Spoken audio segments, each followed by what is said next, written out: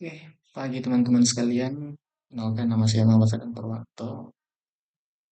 Di video kali ini saya akan membahas soal UTS proses stokastik, yang mana nanti di apa namanya di soal nanti itu ada 3 nomor dan masing-masing nanti akan saya bahas pada video kali ini.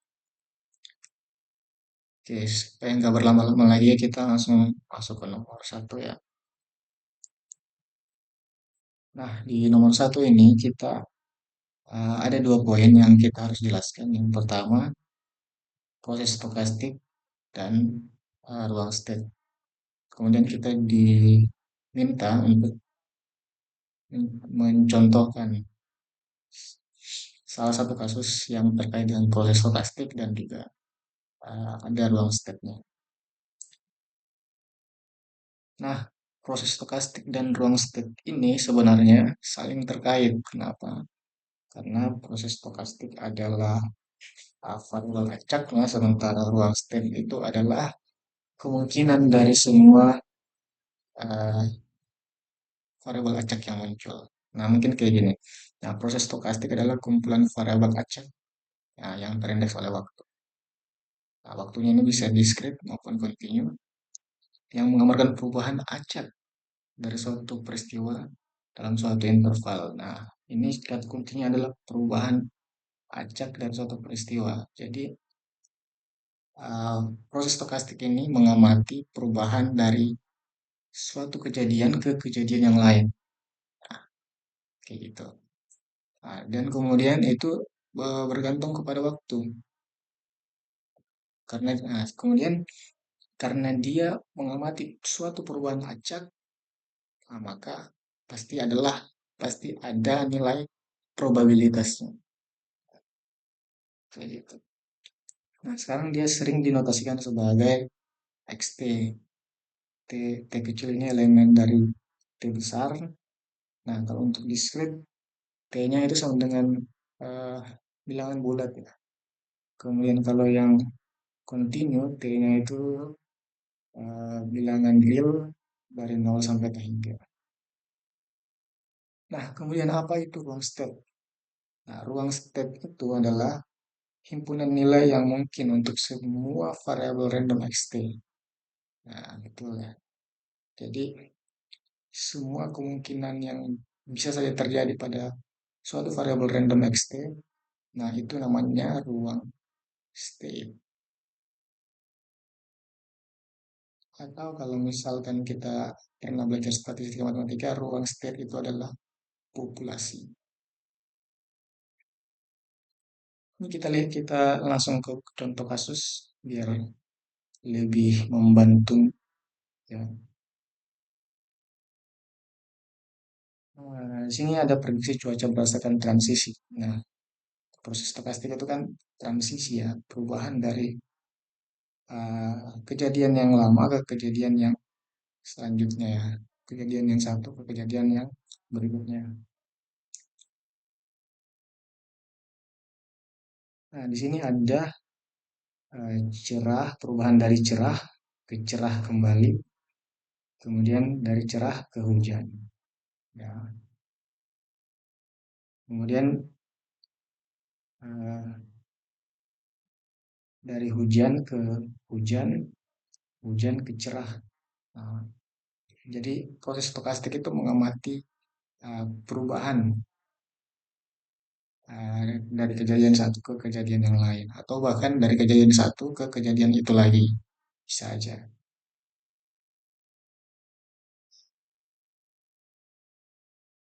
Nah, yang mana yang disebut ruang state itu adalah kemungkinan yang terjadi. Nah, kita mengamati apa kemungkinan, kemudian kita menghitung apa atau mengira-ngira kira-kira kemungkinannya ini cuma apa, kemungkinan ini apa aja. Jadi semua kemungkinan yang terjadi itu dimasukkan sebagai ruang state. Kalau dalam kasus ini, ruang state-nya itu adalah cerah dan hujan. Nah, yang mana yang bergantung kepada uh, waktu yang terindeks oleh waktu. Nah, ini. Misal, kan tadi kita punya xt ya, variabel random xt. Variabel randomnya itu kan bergantung kepada si t-nya ya. Nah, misal hari pertama, di hari pertama itu cerah, hari kedua itu hujan,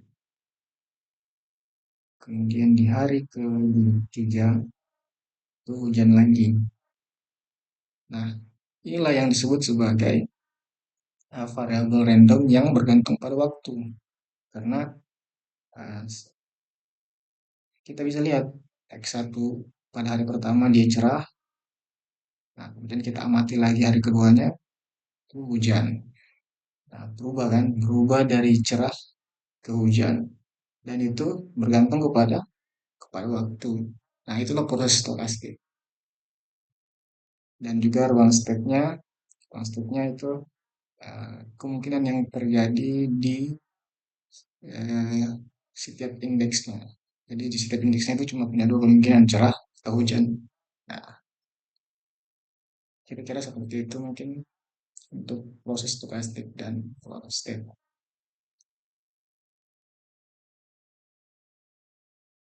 Yang nomor dua lagi ya. Misalkan xn adalah discrete time Markov chain. Nah, ini state-nya ada 5 ya, 0, 1, 2, 3, 4.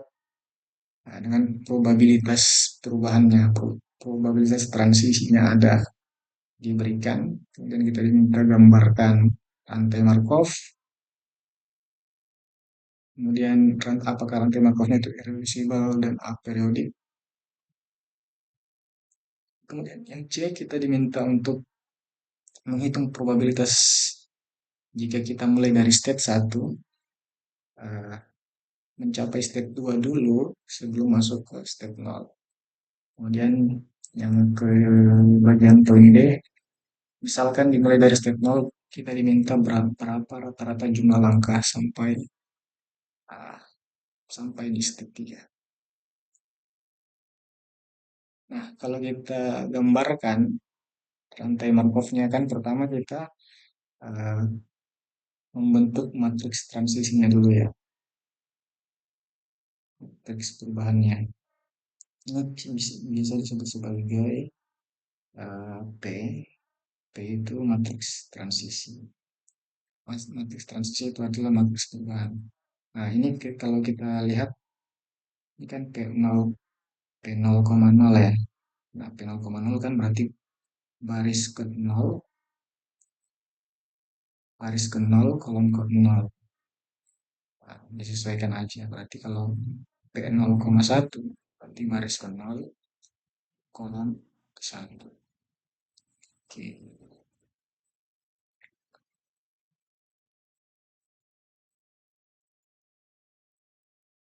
sorry.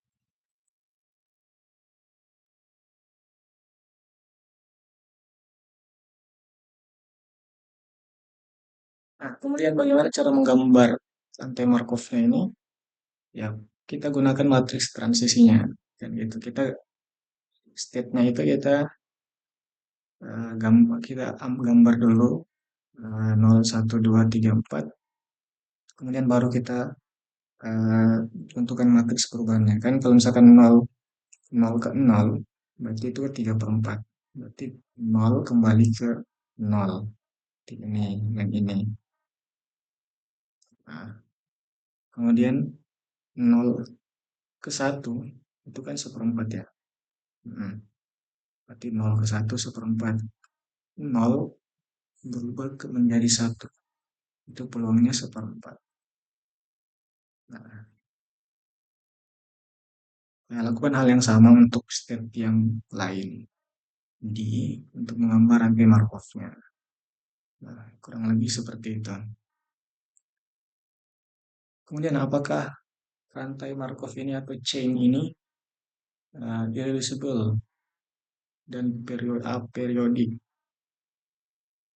Nah, suatu Markov chain itu irreversible apabila dia recurrent dan communicate. Nah, recurrent ini apa? Recurrent ini adalah untuk setiap state ketika dia keluar dari dirinya, dia akan bisa menemukan jalur untuk kembali lagi ke dirinya. Itu recurrent. Kalau communicate adalah setiap step ketika dia keluar dari dirinya, dia mengunjungi semua step yang lain. Nah, itu communicate. Setiap dia keluar dari dirinya, dia mengunjungi step-step yang lain tanpa terkecuali. Nah, itu dinamakan communicate.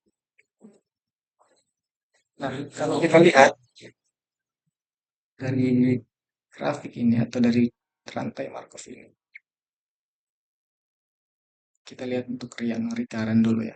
Ketika yang nol, ketika dia keluar dari nol, dia bisa menemukan jalan kembali nol. Langsung aja ke sini ya. Dia bisa menemukan jalan kembali. Kemudian kalau dia keluar dari satu, jadi setiap state itu ketika dia keluar, dia kembali bisa kembali lagi. Kalau kita lihat satu, dia keluar ke dua, dia bisa balik lagi. Dia keluar ke nol, dia bisa balik lagi. Itulah yang dinamakan recurrent. Dicontohkan aja sampai state keempat, pasti dia bisa, kalau dalam rantai ini, dia bisa kembali lagi ke stepnya. Kalau untuk uh, communicate, ketika dia keluar, saya ambil contoh nol ya. Ketika dia keluar dari nol, dia bisa mengunjungi dua, dia mengunjungi tiga, dan mengunjungi empat. Jadi dia keluar dan kemudian bisa mengunjungi semua state yang lain. Gitu. Nah, saya contohkan lagi yang satu. Kalau misalkan satu, apakah dia bisa mengunjungi semua state-nya? Dia kedua, kemudian dia ketiga, dia keempat, dia ke nol, kemudian dia ke nol ya. Nah, berarti satu ini bisa mengunjungi semua step-nya. Nah, karena dia berlaku untuk setiap, maka dicek lagi step-step yang lain. Kalau dari grafik ini bisa dicek, uh, semua step-nya itu saling communicate. Artinya apa? Artinya chain ini irreducible. Kemudian periodik. Periodik itu apa? Periodik itu uh, dikatakan periodik jika stepnya itu atau chainnya itu recurrent. Nah, tadi kan kita sudah tahu ya kalau dia ini recurrent ya. Berarti secara otomatis chain ini aperiodic. Nah, mungkin kalau secara gampangnya aja langsung melihat kenapa dia langsung recurrent, kenapa dia langsung aperiodic. Kalau dia aperiodic berarti ada state yang yang uh, dia kembali ke dirinya sendiri. Ada state yang perubahannya itu kembali ke dirinya sendiri. Kayak gini. Misalkan dua, dua, dua kembali ke dua. Nah, kalau ada yang seperti itu berarti dipastikan dia itu adalah akhir.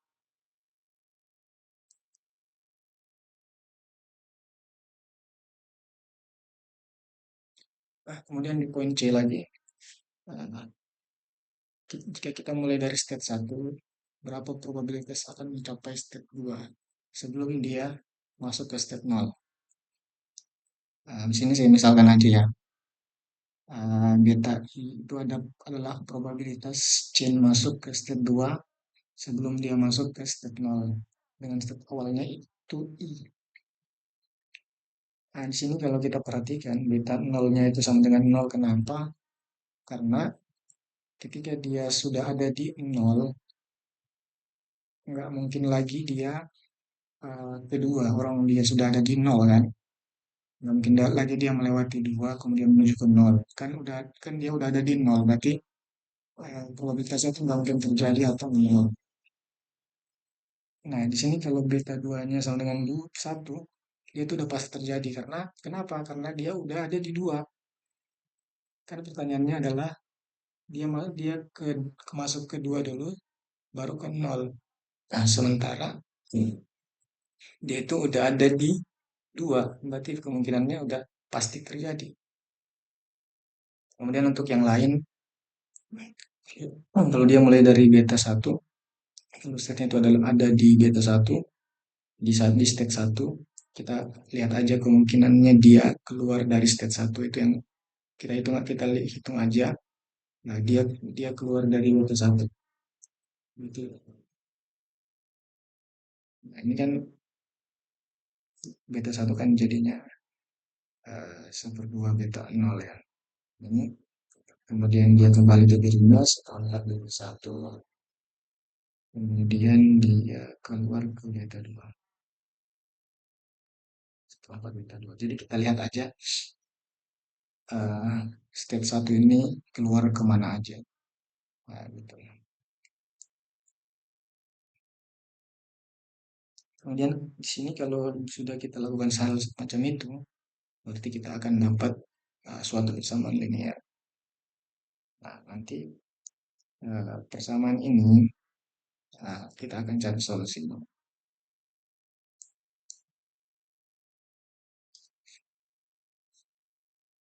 Nah, ternyata ketika kita substitusi beta 0 sama dengan 0, beta 2 sama dengan 1 ke persamaan C1 tadi, maka kita dapat B1, beta 1 itu sama dengan sepertiga. Nah, yang diminta kan kita mulai dari state 1 kan. Berarti beta 1 sama dengan sepertiga, udah dapat jawabannya. Nah, cuma kalau kalian mau kepo, kira-kira kalau kita mulai dari step 3 dan step 4 itu peluangnya berapa? Nah, kita coba teruskan ya. Sampai teruskan. Nah, ternyata kalau kita mulai dari beta 4, itu probabilitas dia ke step 2 dulu sebelum masuk ke 0, itu 1/8. Kalau kita mulai dari step 3, itu ternyata 3/8 probabilitasnya. Seperti itu. Jadi, karena yang ditanyakan adalah mulai dari step 1, maka hasilnya adalah seperti itu.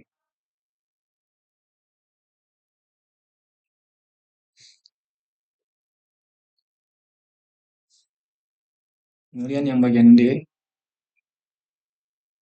eh, misalkan dimulai dari 0, berapa jumlah langkah sampai ke step 3. Nah, ini kan absorbing ya. Jadi yang step 3 ini kita hilangkan aja. 0, 1, 2, 3, 4, 0, 1. Nah, untuk mencari langkah itu, kita hapus yang step 3. Nah, ketika kita hapus step 3 ini, maka dia akan mendapatkan matriks transisi yang baru yaitu Q, yang ukurannya itu 4 kali 4. Nah, kemudian untuk mencari banyaknya langkah tadi, kita inverskan dulu I min Q, identitas dikurang dengan Q, kita inverskan, kemudian baris baris yang step 0-nya itu kita jumlahkan.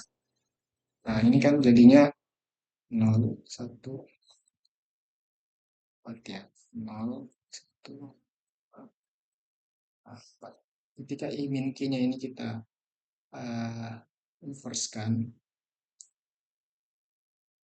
maka nanti yang menjadi jawabannya berapa langkah mulai dari 0 itu jumlahkan aja baris yang step 0. Nah, semacam ini. Ini saya gunakan R ya supaya lebih mudah karena matriksnya 2 kali 4. Nah, kita peroleh I min Q inverse-nya itu sebagai berikut. Nah, itu yang saya bilang tadi, baris ke ini kan 0, 1, 2, 4 ya kan. Jadi baris yang step nol karena kita diminta step nol mulai dari step nol berarti jumlahkan aja baris pertama itu ada 48. Kalau kita diminta mulai dari step 2 berarti kita jumlahkan aja yang step 2 ini. Nah, hasilnya 32 kalau kita mulai dari step 2. Nah, kalau kita mulai dari step 1 berarti hasilnya 48. Nah, kemudian nomor 3 lanjut lagi nomor 3. Nah, di sini diketahui seorang membeli saham ya dengan modal $2 per unit. Di sini harga sahamnya bergerak dari hari ke hari. Nah, tadi udah pasti tuh. Ini adalah pasti karena dia bergerak dari perubahannya dari hari ke hari, tergantung pada waktu. Probabilitas untuk bertambah $1 per unit itu adalah P, dan probabilitas dia berkurang itu adalah Q. Oke, kita langsung ke poin A. Poin A-nya itu harga saham XN ini adalah harga saham pada saat ini. Misal dia berhenti bermain saham jika harga saham sudah mencapai N unit. Kalau dia udah sampai N unit, N$ per unit, berarti uh, dia udah berhenti. Nah, kemudian berapa peluang harga saham menjadi N unit sebelum dia bangkrut? Nah, bangkrut ini apa? Bangkrut ini berarti harga sahamnya udah sampai nol, nggak ada lagi, nggak ada, udah nggak berharga lagi harga sahamnya. Berarti kalau dia bangkrut, berarti dalam kasus itu, berarti ruang kemungkinan kemungkinan apa saja yang bisa terjadi dalam suatu suatu program acak tadi itu. Berarti dia nol, satu, 2 sampai N kan. Nah, 0 ini dinamakan sebagai bangkrut. Nah, N ini adalah puncaknya karena dia berhenti ketika mencapai N unit. Nah, kalau kita gambarkan rantai Markov-nya, 0, 1, 2, sampai N ya. Kan kita anggap sebagai state, karena kan state itu apa tadi? Kemungkinan semua yang terjadi. Kemungkinannya cuma ada 0 sampai N.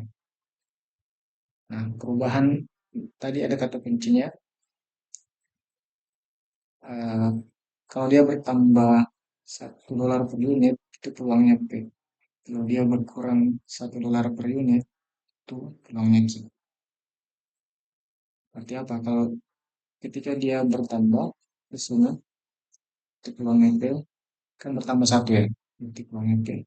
Dia bertambah satu, peluangnya P. Dan seterusnya sampai dia bertambah satu. Nah, ketika dia berkurang satu, itu peluangnya Q. Q, Q, Q. Kayak gitu. Nah, tadi kan kita kan diminta berapa berapa peluang ya, peluang harga saham menjadi N unit sebelum dia bangkrut, sebelum dia mencapai, berarti secara nggak langsung dia mencapai N dulu sebelum dia masuk ke nol, kan kayak gitu ya. Berarti beta nol sama dengan nol. Kenapa? Karena orang dia udah bangkrut kok. Berarti kemungkinan dia mencapai N itu nol kan, dia udah bangkrut. Kemudian kenapa beta N sama dengan satu? Orang dia kan dia udah mencapai N ya. Berarti dia N dulu sebelum dia bangkrut. Berarti udah pasti dia karena dia udah mencapai N. Jadi peluangnya satu. Dan untuk yang beta satu kita lihat aja kemungkinan dari step satu itu dia keluar kemana aja. Nanti dia keluar ke menuju ke tiga dan menuju ke satu. Menuju satu ya, menuju ke dua dan menuju ke nol. Berarti P beta 2 tambah Q beta nol. Lakukan yang hal-hal yang sama untuk beta 2 sampai beta n minus 1. Itu dan itu um, dapat dinyatakan kalau kita lihat polanya berarti dia itu merupakan persamaan rekursif. Persamaan rekursif yang di mana beta i sama dengan beta i plus 1 ada p-nya di sini. P beta i plus 1 dan q beta i minus 1.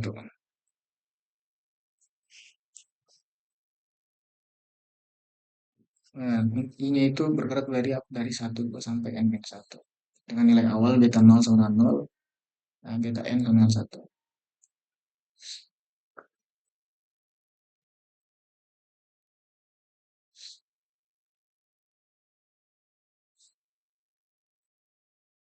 Nah, untuk menyelesaikan persamaan rekursif ini kita butuh yang namanya persamaan diferensial homogen kalau kita pernah belajar ya, mencari persamaan karakteristiknya. Kita misalkan beta i itu sama dengan r pangkat i. Ternyata ada p, di sini ada q ya. Nah, berarti kita masukkan aja ini. Nah, itu kan hasilnya jadi r pangkat i kali p r pangkat i plus 1 membagi r i minus 1. Nah, nanti jadi dapat persamaan kayak gini. R kuadrat kali R tambah Q sama dengan 0. Nah, solusi umum dari kalau kita memisalkan beta I sama dengan RI, R pangkat I, nah, berarti kita harus, berarti nanti solusi umumnya adalah beta I, R1 I kuadrat, R1 pangkat I, tambah BR2 pangkat I. Nah, A dan B ini ada suatu konstanta. Ya udah tinggal kita cari aja solusi dari persamaan karakteristiknya. Nah, ternyata kalau kita lihat, di sini kan ini jadinya di sini nanti jadi 1 min 2p dikuadratkan. Nah, nanti dapat ini. Kemudian kalau kita substitusi, kalau kita ganti tandanya plus, uh, kalau kita min, berarti nanti dapatnya R1 sama dengan 1. Kalau plus R2 sama dengan Q min P. Nah, dapat persamaannya. Kita masukkan lagi ke bentuk umumnya tadi, kan umumnya. Berarti beta I sama dengan A, karena tadi R pangkat 1, apa satu di pangkat I, bilang apapun, uh, berapapun pangkatnya kalau dia dipangkatkan satu, kalau dia 1, dipangkatkan berapapun hasilnya tetap 1 ya. Kemudian kita mencari nilai A dan B dari persamaan ini dengan memanfaatkan nilai awal tadi. Nilai awal beta 0 dan beta 0 sama dengan 0, beta n sama dengan 1. Kita manfaatkan itu untuk mencari konstanta A dan konstanta B. Nah, kita dapat konstanta A sama dengan A sama dengan min B, dan B ini sama dengan ini. Ya udah, kita tinggal substitusi kembali lagi ke persamaan solusi umumnya di sini. Nah, dapat hasilnya sebagai berikut. Cuma ada kasus khusus kalau dia P sama dengan Q. Ketika P sama dengan Q, ini kan penyebutnya pasti 0 ya. Ini 0. Ini ada kasus khusus. Itu kan sudah mungkin tidak terdefinisi ya. Nah, kasus khusus tadi kita coba selesaikan. Sama kita misalkan beta-nya juga sama dengan tingkat ini. Kita peroleh persamaan karakteristiknya sebagai berikut, dan ternyata R-nya itu sama dengan 1 dan dia punya akar kembar. Nah, kalau dia punya akar kembar berarti bentuk solusi umumnya lagi berbeda. Kalau kita pernah belajar persamaan diferensial homogen. Dia jadinya bentuk solusi umumnya itu seperti A tambah IB. Kita manfaatkan lagi nilai awal yang kita sudah ketahui, ternyata dapat A sama dengan 0 dan B sama dengan 1 per N. Kita substitusi ternyata beta I itu sama dengan I per N. Nah, jadi peluang harga saham mencapai N sebelum dia bangkrut dimulai dari state I, nah, itu adalah kalau dia kalau P-nya sama dengan Q, sama dengan setengah, berarti kita pakai yang ini I per N. Tuh, P-nya tidak sama dengan Q, kita pakai yang ini Q. Nah, kita melangkah ke soal B-nya. Ke soal B-nya kan kita diminta bagaimana peluang dia mencapai N sebelum dia bangkrut ketika dia mulai dari $100 per unit dengan peluang masing dengan peluang kenaikan satu itu sama dengan setengah, ya kan, ini dia mulai dari harga $100 dan peluang dia mencapai dua kali lipat berarti $200, peluang dia mencapai $200 sebelum dia bangkrut.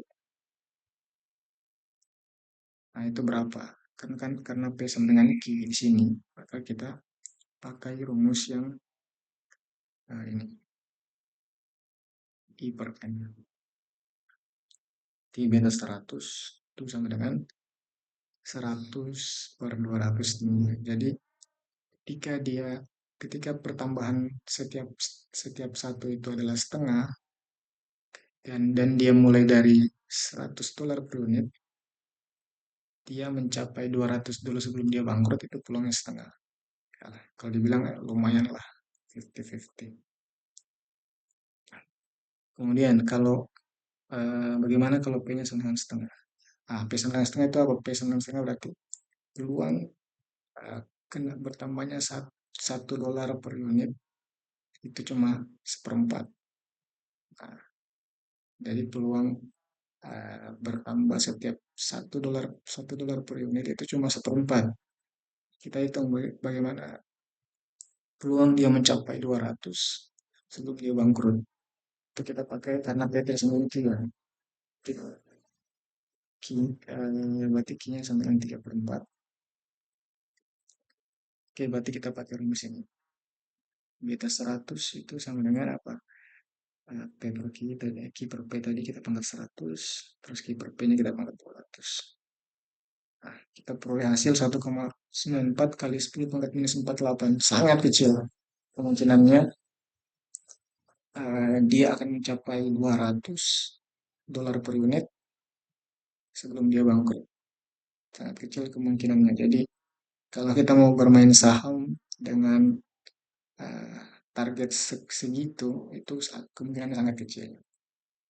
Dengan peluang peluang pertambahan satu itu cuma seperempat. Nah kan, jadi disitulah semakin sulit untuk mencapai uh, harga saham di $200 per unit. Oke, itulah mungkin saja presentasi dari saya membahas soal UTS ini. Kira-kira jika ada manfaatnya, saya bersyukur. Uh, itulah yang bisa saya presentasikan. Saya tutup dengan wabillahi taufiq wal hidayah. Wassalamualaikum warahmatullahi wabarakatuh.